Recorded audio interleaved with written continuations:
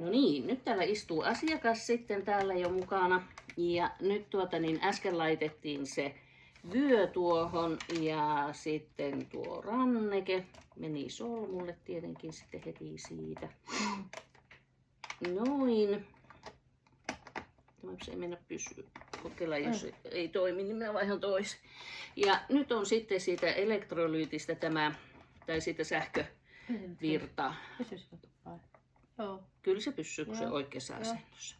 Eli se tulee sitten tuohon isoon juttuun. Ja nyt me lähdetään valmistaa asiakas sitten tähän hommaan. Eli ensimmäisenä tulee sinne selän taakse tämä vyö. Eli joissakin laitteissa on tämä infrapunavyö ja toisissa on sitten semmoiset hierovat lätkät, mutta tässä mulla on tämä vyö. Ja tää sitten lämmittää. Ja tää infrapunahan on sellainen sitten, joka lähtee vilkastuttamaan sitä kuonakiertoa siellä. Eli se vähän niin kuin tehostaa. Tulette niin laiha, että tämähän menee monta kertaa ympäri. Ja sitten toinen tärkeä asia, mikä on, niin me laitetaan sitten sinne rannekkeen alle tämmönen pumpuli vanulappu, jonka minä kostutan. Mulla on tässä kannussa ottamassa sitten lämmintä vettä, jolla mä huuhon lopuksi ne jalat.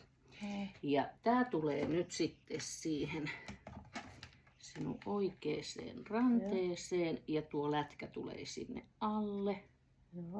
Ja tämä tulee vielä tonne tuolle puolelle. Noin. Nyt minä löydän siellä. Kiristetään se siihen. Eihän ole liian tiukka. Ei. Ja nyt saat ihan rentona pitää sitä kättä siinä sylissä. Joo. Ja sen jälkeen käynnistetään tämä laite. Elikkä nyt kun hän istuu tällä puolella, niin me pannaan sitten tämä puoli käyntiin tietenkin. Pannaan tietenkin käyntiin, kun se lähtee. Tuolta takana oli se nappi. Ja nyt sitten täällä tulee näitä, eli yhteensä täällä on 5 erilaista hoitovaihetta. Ja aina aloitetaan tällä ykkösellä. Ja siellä on kuonanpoistoa ja raskasmetallia. Ja nyt me pannaan tästä sitten se päälle.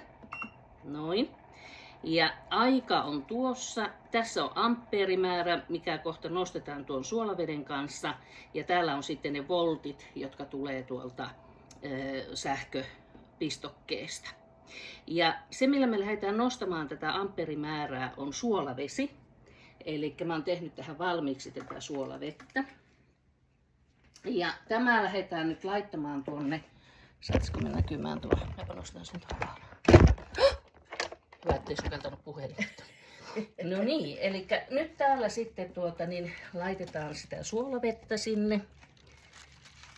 Ja tosiaan lämmin vesi pitää olla tuolla, koska se puoli tuntia asiakas istuu siinä, niin se kerkiää jäähtyä. Eli missään nimessä ei kannata suolaa suoraan laittaa, vaan nyt siinä.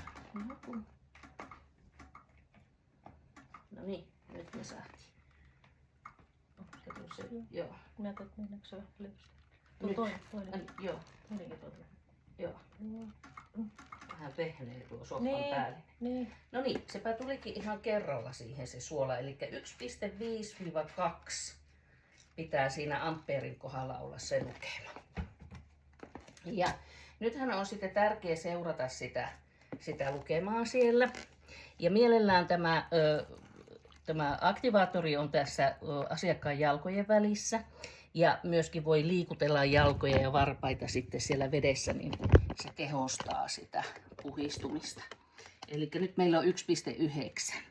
Ja jos se alkaa mennä yli 2, niin sitten lisätään vettä sinne, että se saadaan, eli se pitää olla alle 2 milliampeeria.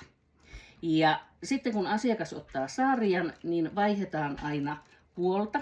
Eli seuraava hoito olisi niin kuin vasempaan käteen ja mode 2 ja 3 taas oikeeseen. Eli sillä tavalla mennään sitten sarjoina läpi.